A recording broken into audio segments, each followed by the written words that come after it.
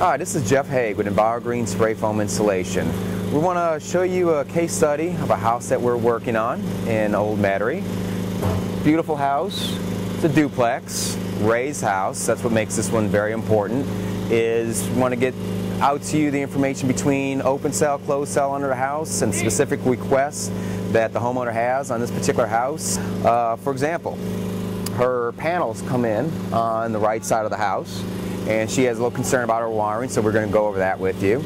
Also, she has a tunneling effect and an issue with depressurization in the house when strong winds are blowing, and we're going to take care of that so the front walls where the air is blowing in, she won't be getting that draft coming up inside her house.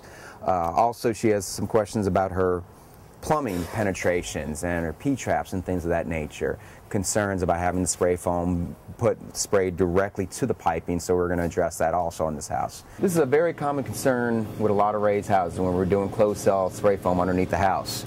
Many homeowners ask, well, what about all my electrical? Right now in her panels, she has two panels because it's a duplex, and you can see obviously all the wiring go right into the wall. Now she has about a 12-inch floor joist right here, so these are going right into her wall. On a house like this, it's balloon framing, and which means the cavities are actually opened underneath.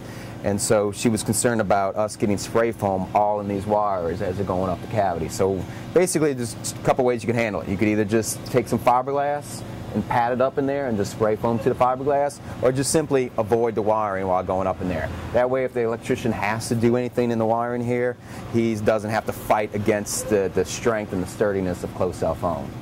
Went on an appointment to meet the homeowner at this house in Metairie, and she had a couple of other bids and a lot of questions, as most are beginning to have now. One of the big things is open cell versus closed cell.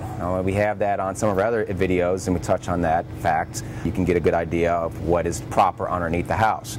In this specific case, of course, she's going closed cell underneath the house. The house is roughly about 2.5 feet above the ground. There's a lot of vapor pressure underneath this house. We had fiberglass on here. She had R19 of fiberglass batting placed underneath all her floors. So the concern with her was, once we took the fiberglass batting down to spray foam to the floor, underneath the floor, the problem was the fiberglass insulation, especially with the craft paper backing to it, is a vapor retarder.